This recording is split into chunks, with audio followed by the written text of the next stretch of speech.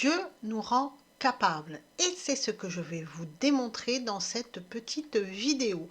En Jean chapitre 1 verset 22, nous pouvons lire « Quoi que ce soit que nous demandions, nous le recevons de lui parce que nous gardons ses commandements et que nous faisons ce qui lui est agréable. » Celui qui demande avec foi reçoit ce qu'il a demandé. Comme il est écrit en Matthieu chapitre 7 verset 7, « Demandez et l'on vous donnera, cherchez et vous trouverez, frappez et l'on vous ouvrira. » Mais Dieu fait plus que donner à celui qui a la foi. Il le rend capable d'obtenir sa demande par la foi.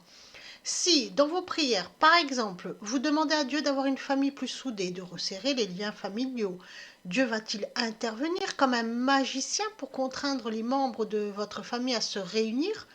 Ou va-t-il donner à chacun un moment où il pourra manifester son amour pour l'autre? Dieu nous rend capables d'aimer et de montrer son amour aux personnes que l'on aime en provoquant des situations qui nous permettent de le faire. Si vous êtes quelqu'un d'impatient, que vous manquez de patience, Dieu va-t-il, tel un magicien, vous changer et vous armer de patience ou va-t-il vous donner une occasion de vous montrer patient? Dieu nous rend capables de patience.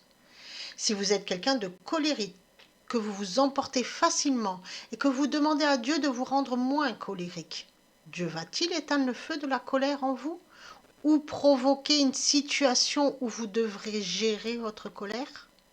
Dieu nous rend capables de gérer nos émotions destructrices. Si vous êtes quelqu'un de timide et que vous demandez à Dieu de vous donner du courage, Dieu va-t-il vous armer de courage ou vous faire expérimenter une situation dans laquelle vous devrez vous montrer courageux? Dieu nous rend capables de surmonter nos peurs et nos angoisses. Parfois, les situations que l'on vit nous permettent de nous dépasser. Dieu nous emmène souvent à la limite de nos forces pour nous montrer ce dont on est capable, afin que nous prenions confiance en nous et que nous ayons confiance en lui dans une relation sincère. Dieu gère tout et remercions-le pour toutes les situations difficiles qu'il nous permet de vivre pour nous faire progresser. Tel un bon père, il nous montre que nous sommes capables tout en nous protégeant. C'est la tendresse de Dieu. Faisons-lui confiance, ayant simplement foi en lui. Et finalement, en nous permettant de vivre des situations qui parfois nous dépassent ou qui sont douloureuses, Dieu nous rend capables de faire le choix de la liberté, c'est-à-dire de ne pas faire ce que je n'ai pas envie de faire. Je ne veux plus être timide. Dieu va nous rendre capables de surmonter notre timidité.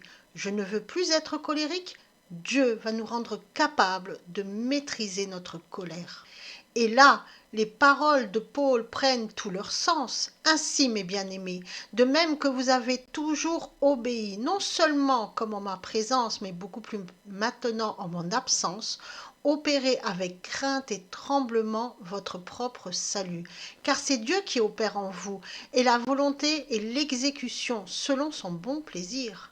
Faites toutes choses sans murmure et sans hésitation, afin que vous soyez sans reproche et purs enfants de Dieu, irrépréhensibles au milieu d'une génération dépravée et perverse, parmi laquelle vous brillez comme des flambeaux dans le monde, portant la parole de vie, pour que je puisse me glorifier au jour de Christ, de n'avoir point couru en vain ni travaillé en vain, mais si même je sers de libation pour le sacrifice et le service de votre foi, je m'en réjouis et je m'en réjouis avec vous tous. Vous aussi, réjouissez-vous de même et réjouissez-vous avec moi.